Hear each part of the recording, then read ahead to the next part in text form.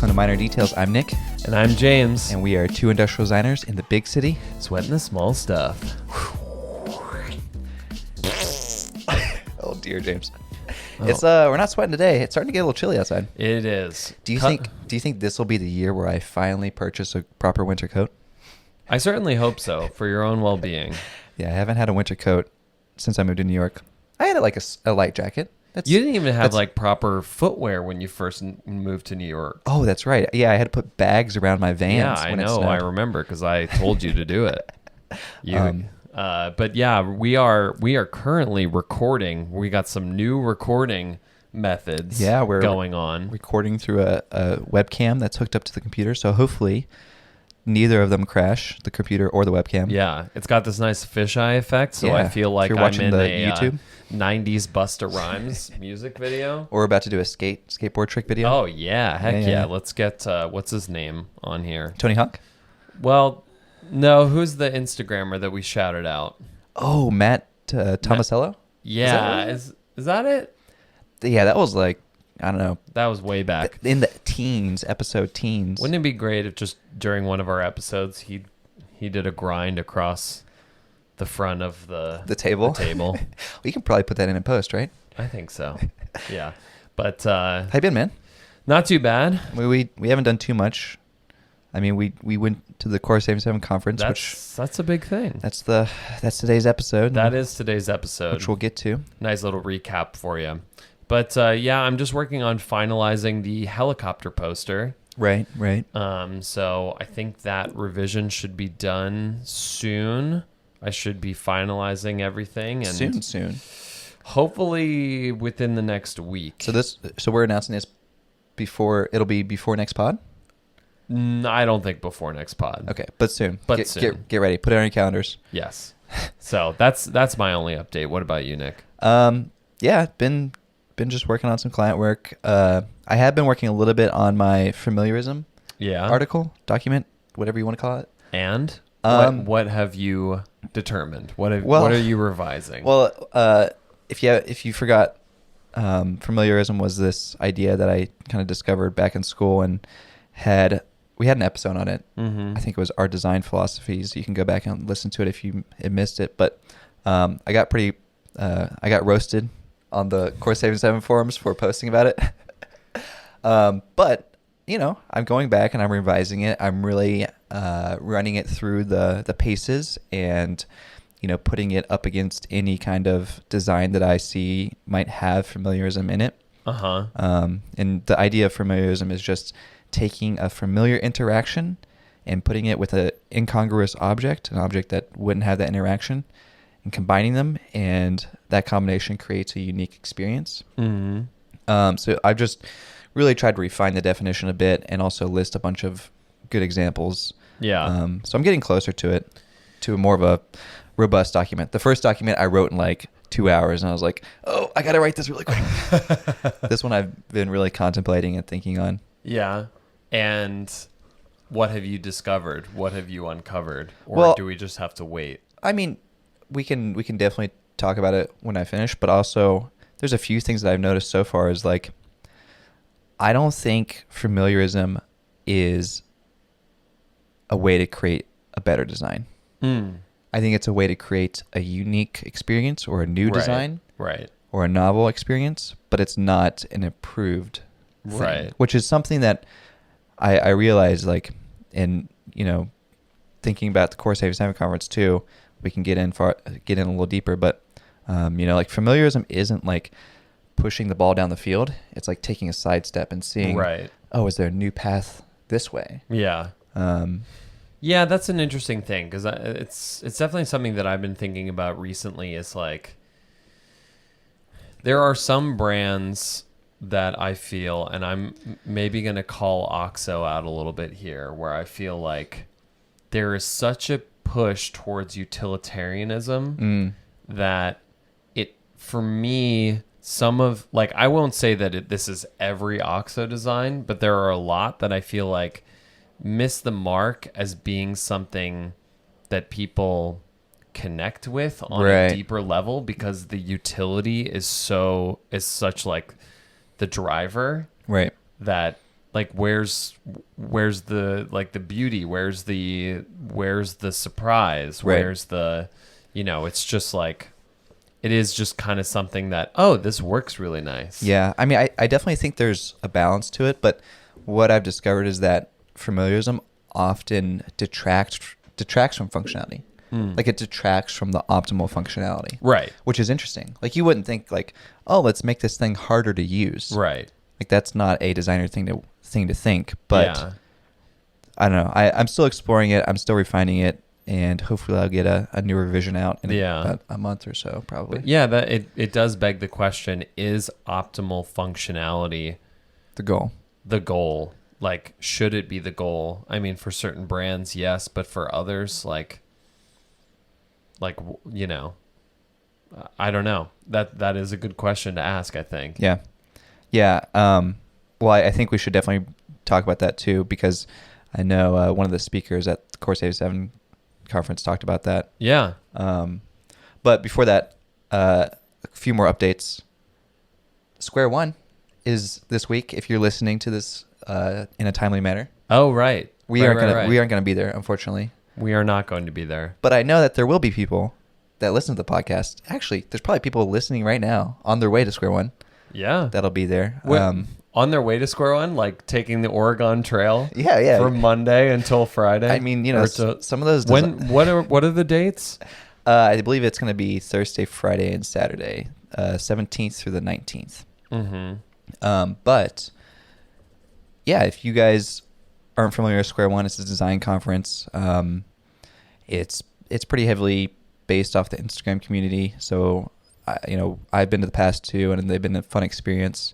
But I wanted to give a quick little, I guess, I don't know, ask or like spread the word kind of thing. And just like, hey, if you find yourself talking to another minor detailer, or do we call them minor detailers? We've never really come up with a word. No, we haven't. All I'm saying is like, just spread the word. MDs. If people, we could call ourselves doctors. Oh, we could. Yeah. MD. Yeah. Doctor. Spread the word. If you find someone that also likes podcasts, just say, oh, hey, check out this podcast, Minor Details. Yeah. So October 17th is the start. Okay. It's in San Francisco. Of the schedule.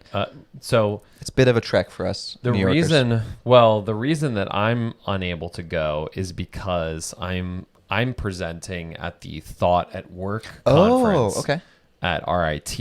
Yeah. So that's be this next week too? Yeah, that's this next week, and I'm going to be. I think I'm going to be presenting on Friday, but I'll be there all weekend. Do you know what your talk's going to be about? I think I'm still refining my sketching on the go type thing. I might incorporate some of the recent things that I've been exploring, which is sketching and notes. Right. But yeah, it is something that I'm passionate about is just the whole mindset around sketching with what you have, not sketching when it's optimal. Right. Yeah. I mean, I like your talk about that. So anyway, yeah. So I'll be out there. Let me know if you're going to be out there, and maybe hopefully I can spread the word about Minor Details and also find some doctors in the audience. Some MDs. Yeah. Cool. All right. Quick little promotion segment here. We have our pins. We still have plenty, so if you like one, you can find it on our website, Minor Details. Touch it. MinorDetailsPodcast.com. It's a good way to support the podcast. And then also, we want to give a special thanks to our partner, Let's Design Daily, who helps promote the podcast. We do some cross promotion with them. And if you aren't following Let's Design Daily, follow them on Instagram. And they also have a website, designdaily.in. But yeah, so we this past week we went to the Core77 conference, the third wave, and yes, we did, and it was definitely a wave. It was a wave. Yeah, I don't know, James. I don't know what your just general overarching thoughts on it was. It was definitely, for me, I felt that this conference was quite different than past conferences, for sure. I I've heard third wave used in coffee terminology. I'm not even sure what it meant in this scenario, but I have no idea. I mean, the what I've heard is that the third wave is like, in coffee terms, the third wave is like it's like a refinement of something, or like a rethinking of something. So it's used in coffee. So the first wave in coffee was discovering coffee, like wherever coffee was discovered, South America, wherever. Second wave was the commoditization of coffee. Okay. So that's the Folgers. That's when it became an actual thing that everyone drank. Yeah. And then the third wave was this rethinking of coffee in an artisanal way. Right. And that's when the coffee shops popped up. You get all your, gourmet coffee and I see. Stuff like that. I mean, I've heard it in regards of like third wave feminism. There's like different movements. So it's like a movement of rethinking. Is that? It's like, or is it just a movement in general? Or it's just, I guess there is with feminism, there's like just different, like sort of marking out different time periods within the movement, and especially when like things are changing within that movement, or they're advancing within that movement in a particular kind of way, or using a new technology or approaching a new problem. Okay. Just like in terms of a wider movement than just like a few individuals, like a push. Okay. Would this mean that there could be a fourth wave? I think in feminism there is considered to be a fourth wave going on right now. Okay, so there's consecutive waves. Yes. Okay. Yeah. So I wasn't sure if it was like a terminology or if it was just a numbering. Yeah. Of something. But yeah, when it comes to the third wave conference, I mean, the thing is that like Core77 is kind of declaring a third wave. I don't know if in the design community if there was any talk of a third wave, but it seems like they're declaring a third wave. And so in going into the conference, I was kind of like preparing myself for maybe some controversy, right. for maybe some some call to action. Right. Like that was the general tone that I was picking up on. Yeah. So like in contrast to last year's conference was all about entrepreneurial, start your own thing, start your own business, right. how do you make your own products? And then this year was much more around the idea of, sustainability or the save the world topics. So yeah, I mean, that's, I'm not much of a planner, so I just was like, I bought my ticket and I was just like, yeah, I know other people will be there. So yeah. Yeah. I mean, that's the other thing with any of these conferences, and especially within New York and the kind of small industrial design community here, it's also just like a chance. It's like a family reunion. Yeah. It's like a way for us to all to get together and connect to meet people. Although it has been dubbed that we are IDSB. We like us, as in you and me and the minor details kind of thing. We are IDSB. We are the Brooklyn counterpart or the adversary to IDSA. So the Industrial Design Society of Brooklyn. Yes. So we have to credit James Krause with that dubbing. But yeah, we are the IDSB. Yeah. So we're gaining members. Come join our membership program. All you gotta do is buy a pen. But yeah, I mean, so Nick, what were your expectations going into the day, and what were some standout speakers for you? I mean, generally, like I said, I didn't really have many expectations. I kind of looked over it, but was just more there to just have fun and hang out. Right. But yeah, I mean, I think I think she might have been the second speaker. I think her name was Liz Jackson. Yeah, let me see. I've got the official schedule right here. So Liz Jackson, she's the founder of something called the Disables. She was after the first break. Okay. So she was like mid-morning, 4 or 5 speakers in. Okay. Because I remember it was after John Maeda's talk, and she called out John Maeda during her talk. Well, Liz is the most memorable speaker because she was pretty bold. Yes. Definitely had a lot of opinions and thoughts. So she's the just generally opinions and thoughts. I think she had a lot of thoughts around sort of the typical. She's very passionate. The thing that I guess I secretly enjoyed about her talk, because I don't think I would ever.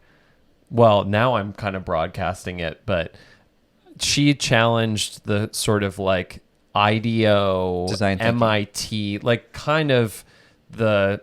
Is it stalwart? Is that the term? Is that the correct term? I'm not sure. Stalwart. Probably. I sometimes use words that you don't know. Words that I don't know. Absolutely not. Yeah. Sounds like a good word. I think. Give us a definition. What's a well, stalwart? no, I don't think that's it. Okay. No, like kind of the institution. The big guys. Yeah. The institution. Yeah. Yes. Yeah. Yeah. I mean, I think generally the one story she told that kind of sums up her personality was I believe she's done a TED Talk, which I need to watch, but Liz Jackson actually got kicked out, or she mentioned correct me if I'm wrong, she mentioned she got kicked out of the TED Circle after she did a TED Talk, just based on her vocalizing a lot of her more just vocalizing a lot of her opinions on the like institution and things like that. Right. But yeah, I mean, I agree. I enjoyed the fact that she was saying like this whole design thinking thing. She was calling out design thinking. She's also talking a lot about the designing for like disabled people. Yeah. And calling out that. Yeah. Like the fact, I think kind of what she was trying to say. She was a little bit all over the place where I can remember, but she was saying that like as designers we're always trying to design for disabled people, and what we really need to be doing is let the disabled people design or designing with them. Right. Well, it was she brought up the term design thanking as if like it was this thing that a lot of these organizations do, which is like they pass down these solutions, and it's kind of like you're welcome for doing all of this work. Yeah. And I mean, I would love to talk to her because I think like it could be a very lively discussion. Because like, is she based in New York? She is based in New York. And I think like there were parts of it that I was very much intrigued by, how she like calling out the institutions, but there was a part of me that was like, she was saying basically that these places take the learnings or the hacks of disabled people and then they transform them into products, and they don't really bring... And they kind of sell them back in a way. Yeah. And I mean, I feel almost a little bit split on that. Because it's like, well, I feel like that's a lot of design. A lot of design is looking at the way that people are interacting with the world. And sometimes people come up with these hacks, but they are hacks, and they're not anything that's been solidified into something that is widespread to a wider audience where it can be used and be useful. Yeah. But I can also see how there are a lot of these companies that maybe do these projects and do give themselves a pat on the back. And I think that's what she might be responding to. Yeah, that's definitely like what she was upset about. Is like, there are these companies that, do the fancy prosthetic limb or whatever it is and say, oh, look at this, world-changing design we're doing, and then, give themselves a pat on the back. Yeah. I also think, again, kind of like what you said, it was a little bit meta in a way. Yeah. Because it was like she was patting herself on the back because she was calling out the other companies patting themselves on the back. So it was a little bit meta. I felt like the whole conference was a little bit this way. It was a little bit almost, I don't know. There was a lot of tension, I guess, between a lot of the speakers. Yeah. I did want to talk about another thing that she said. I guess, which kind of goes along with what we were just talking about, is she coined this phrase, pathological altruism. Oh, yeah. Which, again, I guess is kind of this obsession with saving the world, but to a degree where you're not doing it for the people that you're trying to save anymore. Right. It's just kind of like you are going to the third world country and injecting some, life straw, world saving thing. And you're not really realizing like, wait, what do they actually need here? Yeah. Did I ever told you the story about the polluted river? I think I might have told this. I don't think so. so. I'll tell it again. But there was this story that I believe my professor Owen Foster told us. He was like, there was this village in a third world country that was, their water system was broken, and they called a bunch of engineers in to fix it and to find solutions. And they were all thinking, well, we'll build some sort of fancy filtration system and, we'll fix the problem that way. And then they decided to bring in some designers to look at the problem. And the designers were like, well, where's the pollution coming from? Oh. And then they just went up the river and they found like a factory dumping, some runoff. Interesting. That's kind of like I talked about this a long time ago. It's just like the 5 whys kind of thing, where you're finding the root of a problem rather than like putting a Band-Aid on it. Right. But yeah, no, it was a really interesting talk, and it was kind of the first one of the day that was just like, it kind of jolted me awake, because I was like, oh my gosh, like she's just kind of called out one of the speakers in the audience.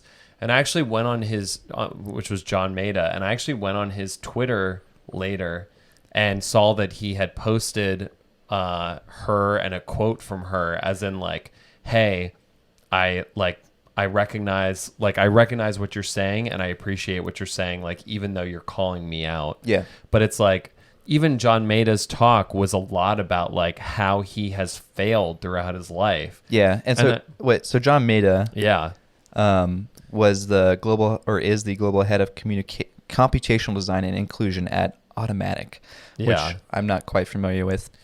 But John Maeda is a very significant figure in the world of graphic design. Okay. I mean, I know his work a bit, but one of the things that I believe to be the case with John Maeda is he's one of the first graphic designers to really incorporate a lot of use of like code into his graphic design work. Yeah. And so he has a really interesting body of work of, these kind of graphics. Oh, kind of like fractal stuff. Yeah. If you're not on YouTube, it's like a poster that starts out. It's like when you go to the eye doctor and you see like the big letters and then they all get really small at the bottom. Yeah. It's like that, but to the nth degree. Yeah. So, that's kind of his significance within that. But he's also gone on to do other things like become the dean of RISD at one point. Yeah, I know that he talked a little bit about getting put on blast by like clickbait. Yeah. I think like Fast Company. What did Fast Company say about him?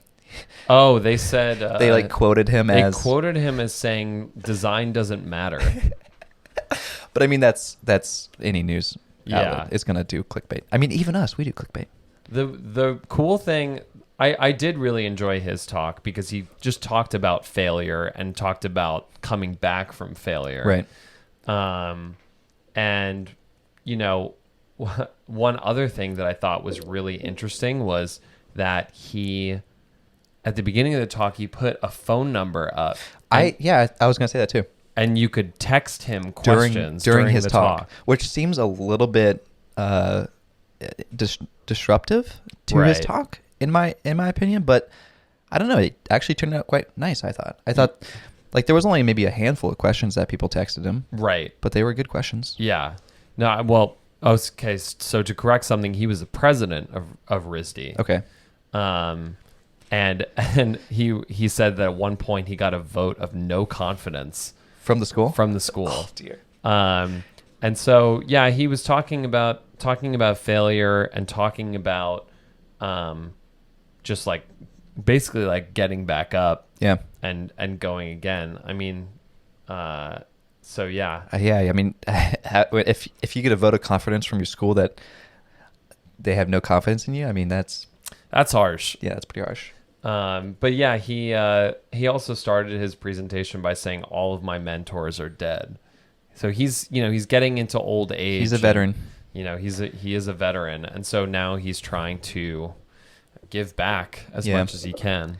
I think the one thing that I remember more distinctly about him is just the way he presented. Right. He had a good message, but the whole texting thing was interesting. Yeah. I thought that was unique. And then also, I don't know if you caught this or not. He was doing his presentation, and his presentation, he had his slides up there. It was kind of in blocks, I believe. Like, he had kind of distinct blocks of whatever topic he was talking about. Maybe he talked about this topic for 5 minutes. Yeah. Whatever it was, failure or whatever. And he would get to the end of the block, and then he'd start a new block. Yeah. And a new block. And it felt like at a certain point he was like, "Oh, and now I'm out of time. Thank you, everyone. That's the end of my talk." But I was like, wait, it doesn't feel like there was an arch to the story. It felt like there was 3 mini stories. Right. And I kind of feel like he probably had more blocks lined up to talk about. Real. That's how it felt to me. Like he would have just gone as long as right. Like he had an hour long, as far as he could get into the program or into the speech. Like he could talk for an hour about a topic of 5-minute topics. Yeah. And it was like a responsive speech. Yeah. Which I'm just guessing. That's how it felt. Like that's my first impression. Yeah. But when I thought about it, it seems like an interesting way to design a talk. Right. I mean, it was interesting. Am I correct in that the last thing that he was talking about was be proud that you're T-shaped? Right, and it felt a little bit like, oh, he could have gone on about that. Yeah. But he was like, oh, that's my time. Yeah. And then he cut it off. Yeah. No, that was interesting. Yeah, it did seem very abrupt. We need some insider info. But I did appreciate the be proud that you're T-shaped. Yeah. Because I feel like right now everybody is trying to be or just horizontal, or a horizon line. Right. For those an infinite horizon line. I think most people are familiar with T-shape, but T-shape means that you have one long, like a capital T. You have one long, kind of broad expertise, and then you focus in on one thing that's really narrow and it goes really deep. Yeah. But I do want to share the article that he shared with us. I think it's John Gardner. PBS something? Self-renewal. Yeah, he mentioned this article a couple times, and I have yet to read it, but it was on like pbs.org. Oh, yeah. Oh, shoot. And yeah, I think it's just this article that if you are down in the dirt, you took a fall, just read this article. That's what he was saying. Just read it, and it'll bring you back up to speed. Yeah, personal renewal. I think is the talk. Yeah. Or the article that he talked about. So yeah, I haven't checked it out yet, but I'm sure I'll fail sometime soon. So I'll have to pick it up. I'm sure there's someone listening that could get a good read out of this. Yeah. So who else stood out?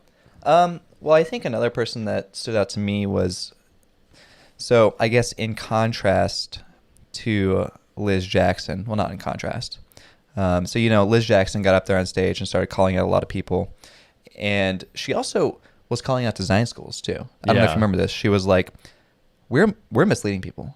Yeah. Like, you can't go into design schools and start saying that, hey, you're going to save the world with design. That's not verbatim. I'm not exactly what she said, but that's the feeling I got. She was like, design schools are misleading people. Right. But I really like this one lady, not because like I enjoyed her work or her speech or anything, but well, she did a good speech. Not because I enjoyed anything about anything that she was doing. Let me finish my statement. See, this is what happened. This is what happened to John Maeda. They're gonna go up on Fastco and be like, minor details said this. If we got on Fastco, then that'd be amazing. We're famous. I mean, I don't even care if Fastco just drags us through the mud. That'd be awesome to just be up there. All right, so there's this lady that got up there. Her name was Suzanne Desroches, I believe. Mm-hmm. And she is the Deputy Director, Infrastructure and Energy, New York City's Mayor's Office of Recovery and Resilience and Office of Sustainability. Yeah. Quite a mouthful. I think that might have actually been several jobs. But the reason I liked her is that she got up on stage and she started talking about design or saving the world in the way that that I feel like people want to actually save the world this way, Right. but they're stuck on design. Yeah. In short, she worked for the, I believe, New York Transit Department or something, where MTA. I don't know if it's the MTA. I think it's the company that owns the MTA. Okay. So it's like above. Like this government organization controls all the tunnels, controls the building of all the, all the bridges, all the infrastructure in New York City. She talked about the energy, like bringing down energy from like Niagara Falls and Canada. But what I liked about her is like she was talking about how, she worked on this project for like 5 years about how do we build buildings in New York City? Yeah. How are we going to build buildings for the next 100 years to come? Yeah. And so her job was to research this and research all the sustainability efforts and, all the global warming and, that whole area and implement some sort of guideline. Yeah. And her deliverable for this thing was a Word document. Which I just appreciate so much because we're visual learners. So like she gets on the stage and she's like, yeah, I don't have like sexy sketches or sexy renders to show you. Here's a Word document. Yeah. And her Word document contained like some bullet points of guidelines and then also just a graph of like, all right, now, engineers have to build their buildings 18 inches off the ground for the future of, sea level rise and stuff like that. So yeah. I just appreciate her being super transparent in actually showing like an initiative, because now all the engineers that build in New York City have to follow these guidelines. Right. Like she was part of the government, organization. So Yeah. this is going to be implemented, and this is the quote unquote save the world type of design, which is really not traditional design at all. Right. It's just more of like a, Documentation. operational type of guidelines. Yeah. Yeah. I just really appreciate that because I feel like people in school get caught on this and we're diving down into the save the world hole. I know we should bring Reed back on just to have his counterpoint, but it's like I wish students would realize that they're like, if they really are passionate about it, like there might be better avenues Yeah. to actually make an impact. Right. And I don't want to get caught up on the fact either that I feel like if you love industrial design and that's what you're passionate about, then you should pursue it. And yeah, you might not be able to, change the entire New York City building code. Right. But you can make small improvements every day. Right. Yeah. I mean, the other side of that, and I was talking to some friends the other night about it, is I do think that startups can be sort of game changers within industries, or Right. like companies, and this is not necessarily like startup, but I guess at one point it was. But Tesla, Tesla has been a game changer in the auto industry. Yeah, and just general. I mean, like you got SpaceX and solar. And for me, the interesting part about Tesla is that you have some designers there, and the designers, as far as I know, they purely focused on making a really hot electric vehicle, right? Which basically made everybody else say, "Oh, it's not just a gimmick." Yeah, I want this thing. Yeah. So anyway, but yeah, that was a very like practical talk. It was just very like, here's the straight facts. Yeah. Like stop messing around with your 3D models and acting like you're saving the world. Here's what I actually did. Yeah. You can do it, or you don't have to do it, but don't be on both sides of the line. Right. That's how I felt about it. Yeah. And so I just admire that fact. Yeah. I think also another talk that I think you might have resonated with. Oh yeah. Was from Jerome Harris. Yeah. Who talked about modernism. Yes. And the talk was called Against, but in the Spirit of Modernism. Mm-hmm. And it did resonate with me because it's something that I've been thinking about a lot recently when it comes to modernism and minimalism. And also, Jerome Harris is I believe a graphic designer, right? Yeah. He worked at Housing Works, or he's the design director at Housing Works currently. Mm-hmm. But yes, I know that you have talked quite a bit around your idea around the that minimalism and modernism are almost stale in a way. I feel like they're inhumane. Inhumane. Yeah. I feel like they prioritize, and this is my feeling about a lot of things, is they prioritize, like, you know, in terms of architecture, in terms of design, I think they prioritize utility and economy over people. Yeah. And I think that we've been drained of any sort of aspiration when it comes to design. I think it's changing. I mean, postmodernism is certainly doing something. I feel like we're definitely on a swing out from minimalism. I don't know where we're going. Yeah. I don't know if it's going to be postmodernism or something akin to that. But yeah. I mean, I think, of course, it makes a lot of sense in terms of just like the economics of things. I think right now we're in this area where we're just seeing all of these startups. And one of the things that, you know, Jerome talked about was startups and like I think he called it millennial minimalism. Yeah, millennial minimalism, and where all the startups look exactly the same. Like you could literally change the name of the startup and the color, and you'd have a new brand. Right. It's all like sans serif, like simple logos. Yeah. So I mean, I think that that's a good observation. The thing is that there's so much in play there. There are companies, startups that are looking to make waves, but also at the same time not trying to dissuade anybody from using their product or turn people off from using their product. And so they use the international style. I mean, that is minimalism. That's modernism. It's the international style. It's something that pretty much everybody has become accustomed to in terms of graphic design. And you think that's because it's just stripped of its ornamentation, that there is nothing to be passionate about? I mean, we kind of talked about this, I feel like, previously, but the fact that there's nothing there means that you can't have a strong feeling either way toward it. Yes. I or think that you can project your own feelings onto it. I think basically what it's doing is just like you would do something in a sort of minimal way with a product when you're not trying to appeal to a broader audience.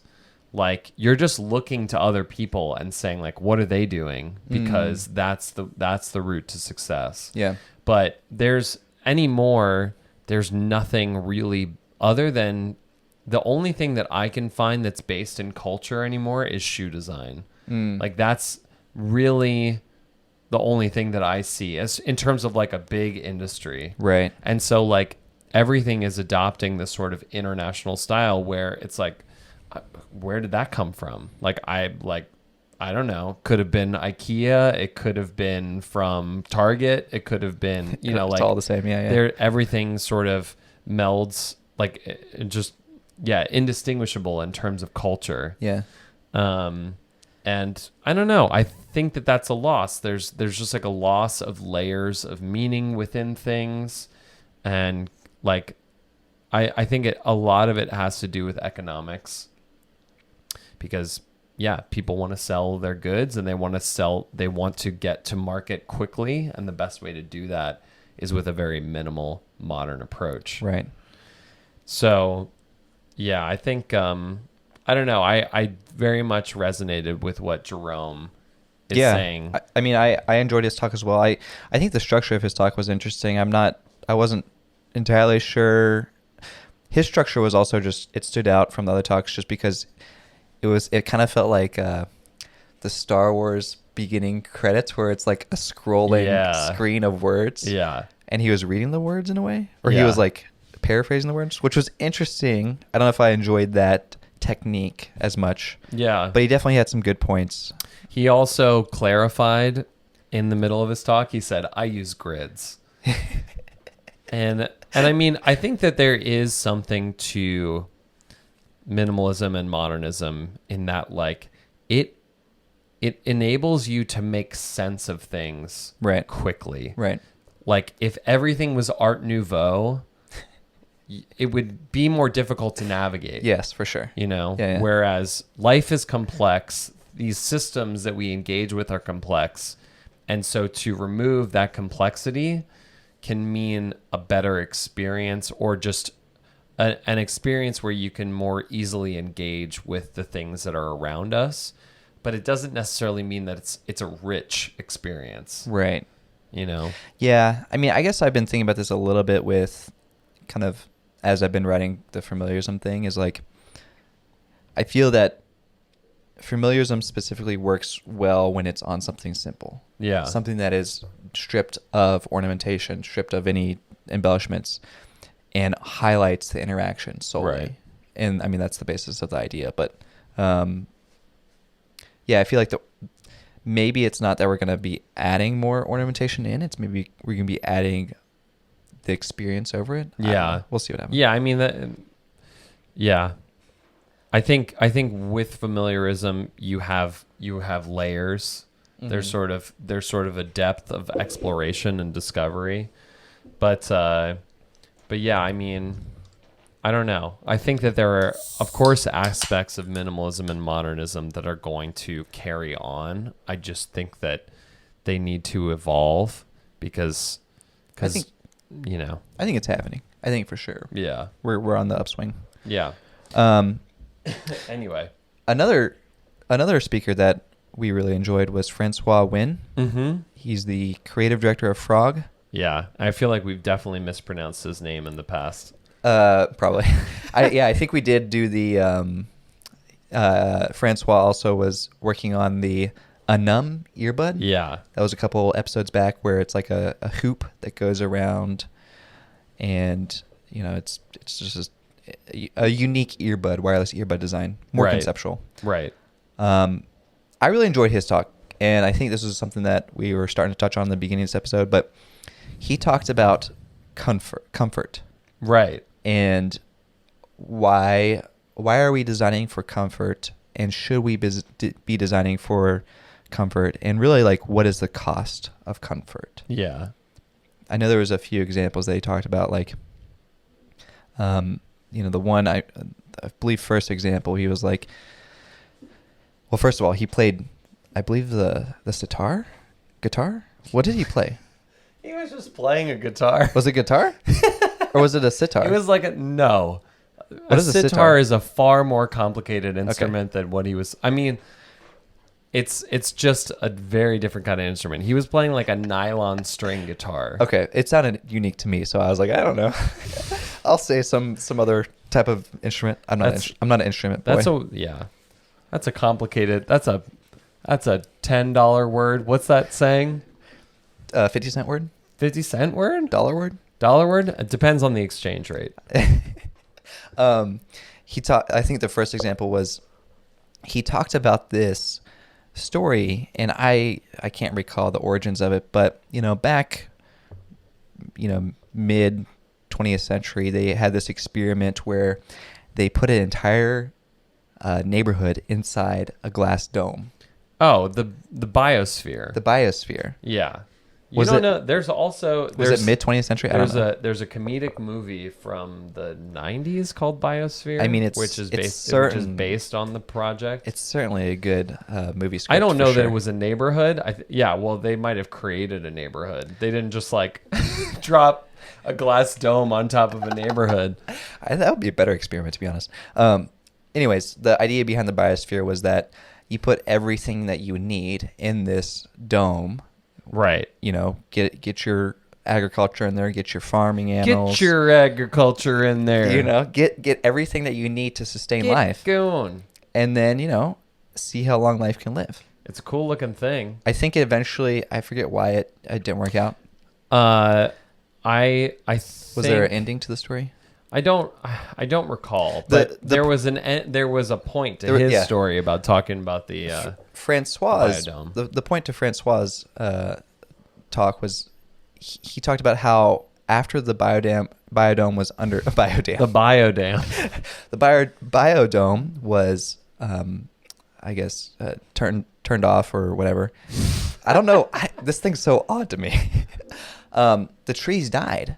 Yeah. And not because they didn't survive in the biodome, but because there was no wind.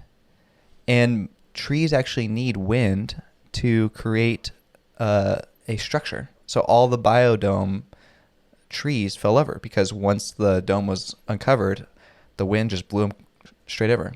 I don't think the dome was ever uncovered. Okay, well, I think they just fell over. The point of this story is that there needed to be friction Yeah. in the system in order for the trees to Yes. sustain themselves. So a little bit of history here. The biosphere was this is from Wikipedia. The biosphere 2 was originally meant to demonstrate the viability of closed I'm talking about the Biosphere 1, ecological systems to support and maintain human life in outer space. Oh, it was an outer space mission. Okay. I wonder if Elon Musk is building in wind machines Into his biosphere on Mars? Yeah. Interesting. That's actually quite interesting. Yeah, they ran into problems including low amounts of food and oxygen. That's right. They ran out of oxygen. Okay. So die-offs of many animals and plants included in the experiment. Mm-hmm. So, yeah. Anyway. But regardless, I just enjoyed Francois' examples of this idea that we should introduce friction back into the equation. Right. I mean, he even talked about astronauts and how they have to, it's mandatory for them to exercise 2 hours, I believe 2 hours Yeah. a day. Because otherwise, when they come back to Earth, they just melt. yeah, they just crumble. Just be like jelly. Yeah, he had a lot of like really nice little like tidbits here and there of like, humans are naturally wired for gloss because of our search for water and for precious metals. That was interesting. So when you make something glossy and shiny. Yeah. Oh, and you also talked about rounded. Yeah, the rounded rectangle, where apparently Steve Jobs took the designer or engineer out to the parking lot and showed him the no parking sign that had a rounded rectangle, because a square, the way that your brain perceives a square is line, line, line, line. Right. Whereas the rounded rectangle, it's sort continuous. of glides around the outside. So it's just easier to process. I also think there might be something to the fact that sharp corners are scary. I think there's probably some innate thing there. I don't know if he talked about that or I'm just speaking out. I think you're just speaking your internal fears.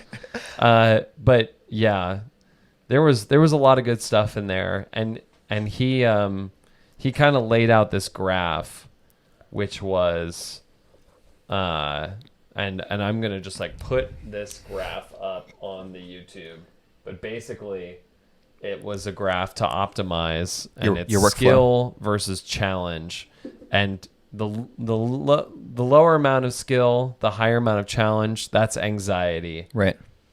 And then higher amounts of skill, low amount of challenge is boredom, obviously. Right. And in the middle is what a lot of people talk about, is that flow state, where you're in the zone. You're in the zone. Yeah. And it's like you don't want to be too challenging that you're just like freaked out and you can't do anything.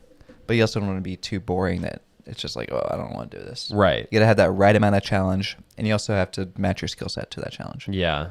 But he's definitely wanting to push things higher into that anxiety area. I think that's where you get stuff done. Yeah, for sure. You got to have some of that anxiety to get stuff done. I love that. We need this tomorrow. You can't even think about it. You just got to do it. Yeah. It sometimes is what you need sometimes.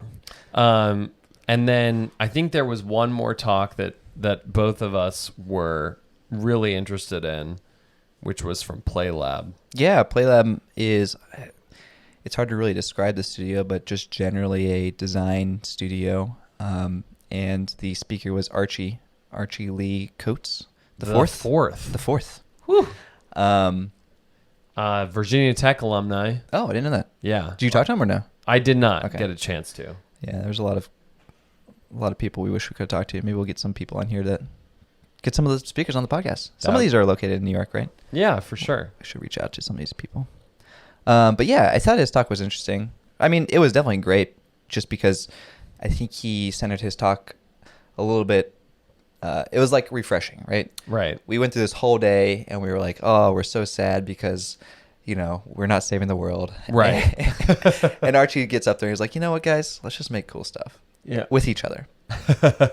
Well, it was like, hey, let's make cool stuff, but also recognize it takes a long time sometimes to make really cool stuff. Yes. So if you guys are not aware of this project, I remember this back when it was on Kickstarter, which was the Plus pool. Right. And I thought it was dead.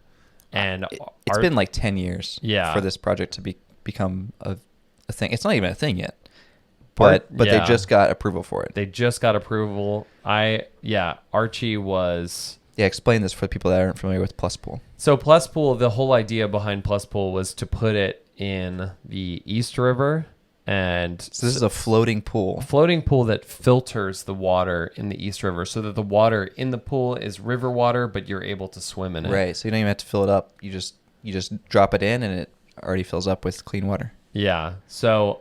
and it's shaped like a plus sign. really cool idea, and I thought it was dead in the water. I will say, like, James, we guys cut that out. I'm kidding. I really admire the fact that they've pursued this for this long. I'm sure that it's a pain to work with New York City government trying to get a floating pool in the river. Can you believe that? For Like sure. putting a pool in the river Yeah. next to Manhattan Yeah. or Brooklyn. I'm not sure where it's going to be located. I think it's in Brooklyn. Is it off the Brooklyn side or I think it's Manhattan off side? the Brooklyn side.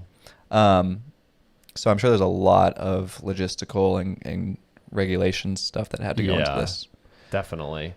But yeah, it was cool. And he also just kind of like, it was really interesting retrospective on just like the work that he's done so far. He was very like rapid fire going through everything that he's done in the past 9 years. Yeah, I thought that rapid fire thing was also just an interesting talking technique Yes. because he just literally showed slides, 3 seconds a slide. He just Yeah. named what it was. Yeah. Sometimes he didn't even have a name, which is funny. He was like, I just made this thing, and he kept going. And people got a kick out of that.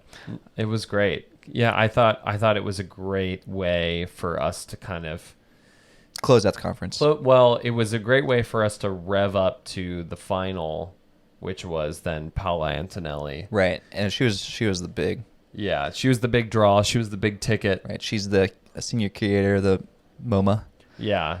So She had an interesting talk just about, it's called Broken Nature, and they put on an exhibit in Italy, and it was basically like, wasn't it like kind of after the aftermath of all the climate change kind of stuff? I think what was interesting about her talk and what she's done in the past is that she has more the viewpoint of, hey, we're going to die anyway. Let's Yeah. make it beautiful. Right. Which is definitely, again, kind of in contrast to some of the other speakers. Mm-hmm. And probably in contrast to most people that would think about this. It's like civilization is going to end. Right.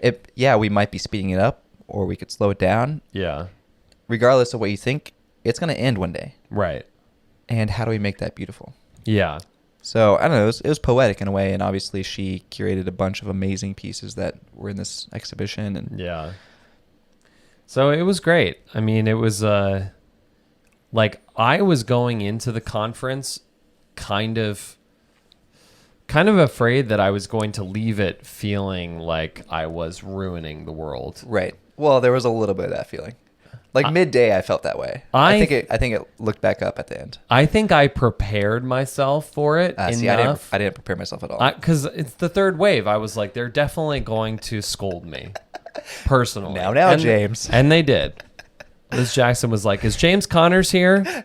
James Connors, can he stand up? This is what he's done. James, I saw you make those bad clips.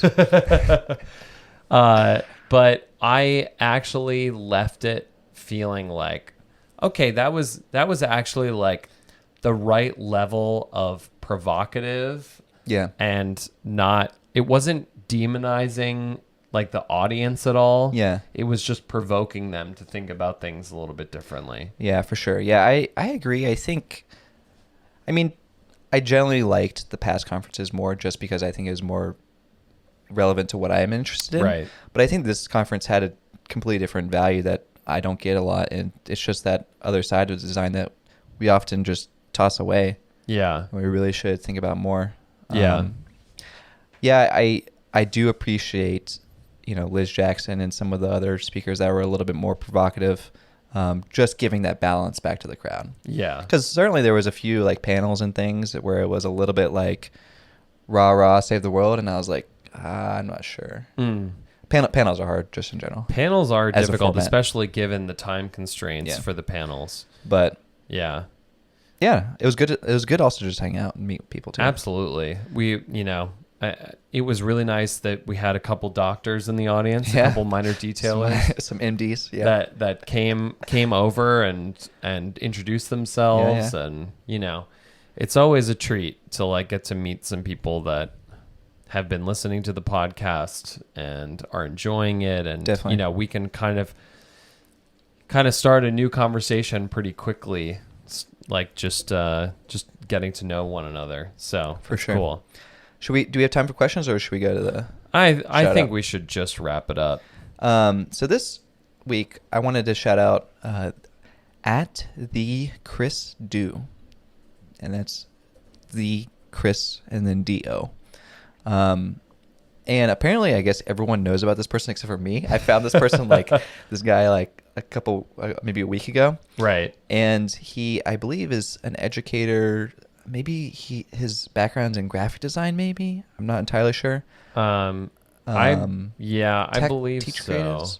He's in his bio it says entrepreneur, educator, agitator. Agitator. All right, good word. But I enjoy his Instagram slides because it's not, he's not like posting logos or whatever. It's like he's posting slideshows of entrepreneurial kind of questions. Right. So some of the slides are like, how do you price yourself? And it's super easy to read. It's like, here is how you price yourself hourly. And it's one slide post, and you go through and it's like, price yourself hourly based on these things. And then it's like, how do you price yourself project based?